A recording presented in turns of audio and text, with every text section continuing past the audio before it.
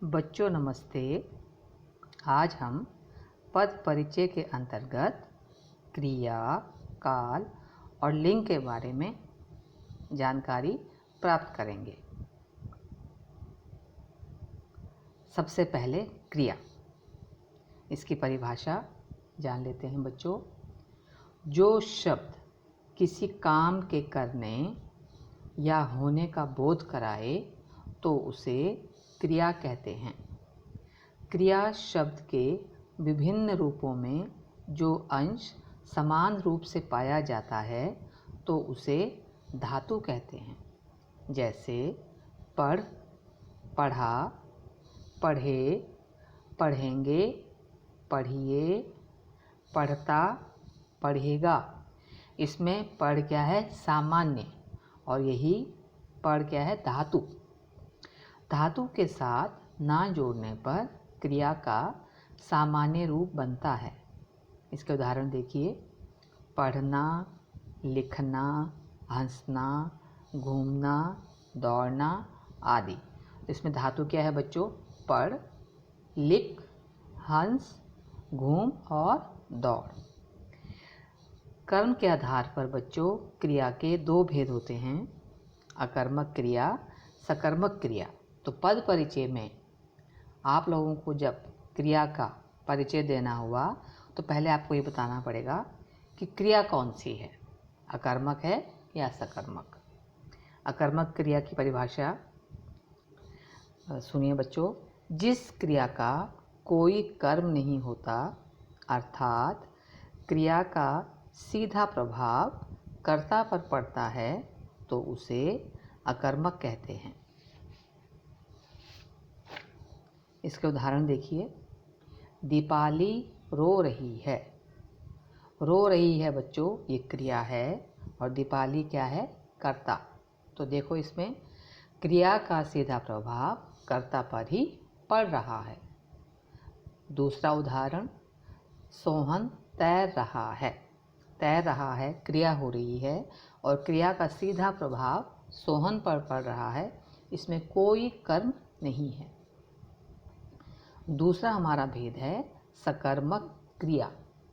सकर्मक देखो, स मतलब कर्म सहित और अकर्मक कर्म रहित। इसकी परिभाषा देखिए बच्चों। जिस क्रिया का प्रभाव कर्ता की बजाय कर्म पर पड़ता है, अर्थात जहाँ कर्म आवश्यक हो जाता है, तो उसे सकर्मक क्रिया कहते हैं।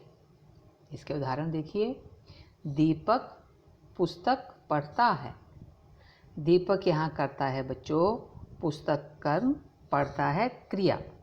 तो दीपक पढ़ता है, क्या पढ़ता है? पुस्तक। तो इसलिए यहाँ पर क्रिया का प्रभाव कर्ता की बजाय कर्म पर पड़ रहा है, तो इसलिए ये सकर्मक क्रिया है। मैंने पत्र लिखा। इसमें लिखा क्रिया हो गई। मैंने करता है, मैंने क्या लिखा? पत्र। उसका जवाब मिल रहा है पत्र। तो पत्र यहाँ पे क्या हुआ? कर्म। तो इसलिए जहाँ कर्म की अपेक्षा हो तो वह सकर्मक क्रिया होती है। अब इसका दूसरा जो आवश्यक पहलू है पद परिचय का, काल।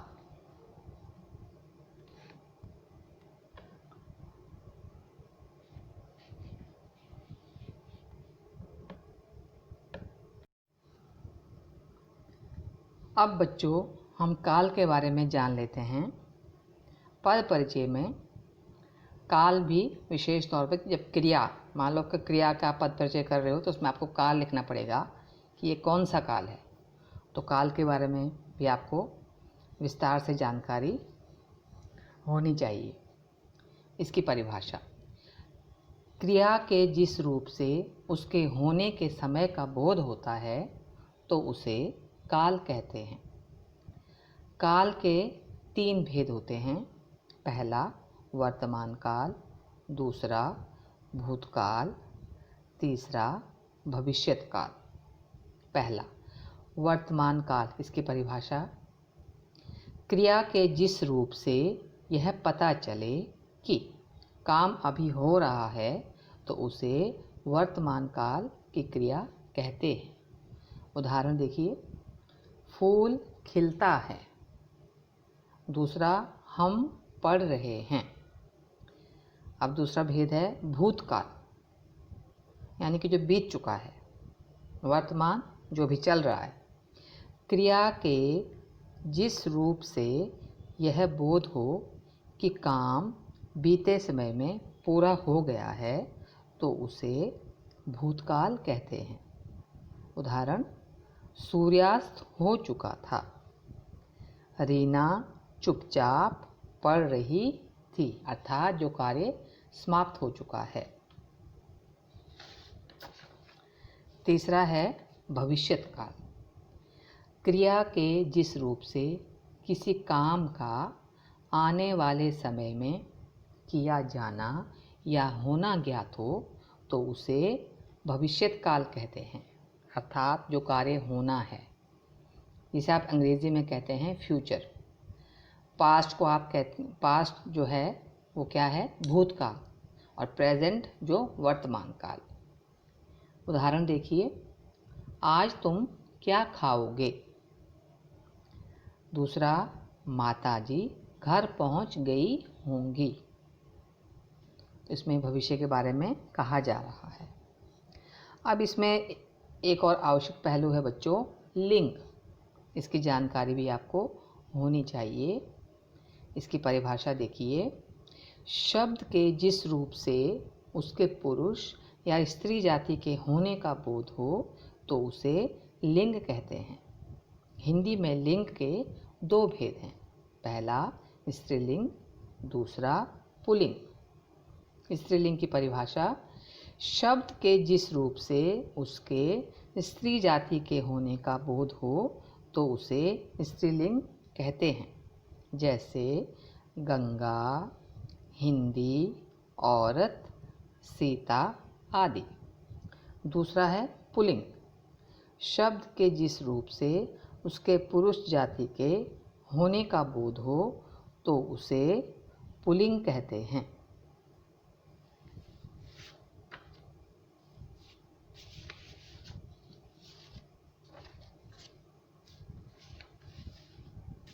जैसे कौवा, बैल, गेहूँ, मोहन आदि।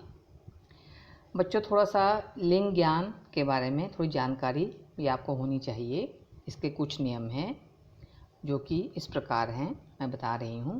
पहला, प्राणीवाचक संज्ञाएं यदि पुरुष जाति का ज्ञान कराएं तो पुल्लिंग, और यदि स्त्री जाति का बोध कराएं तो स्त्रीलिंग होती हैं। जैसे पुल्लिंग में शेर, बालक, मोर आदि, और स्त्रीलिंग में शेर का बन गया शेरनी, बालक का बालिका और मोर का मोरनी।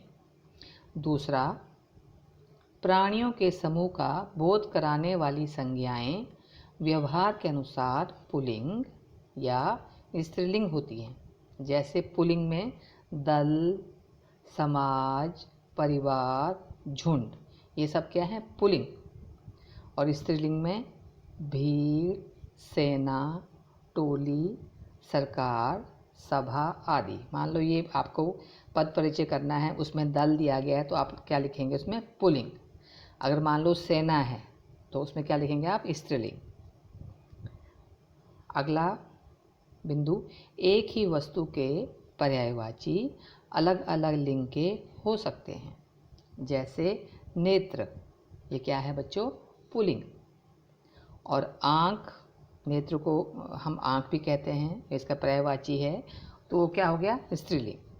ठीक उसी प्रकार पत्र, वो हो गया पुल्लिंग। चिट्ठी, वो क्या हो गया, स्त्रीलिंग। चित्र, वो पुल्लिंग है, और तस्वीर स्त्रीलिंग।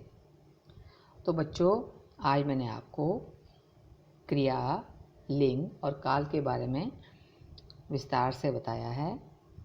मुझे पूरी उम्मीद है कि इस वीडियो को देखने के बाद आपको ये तीनों जो आवश्यक पहलू हैं पद परिचय के लिए, आपको भली भांति स्पष्ट हो जाएंगे।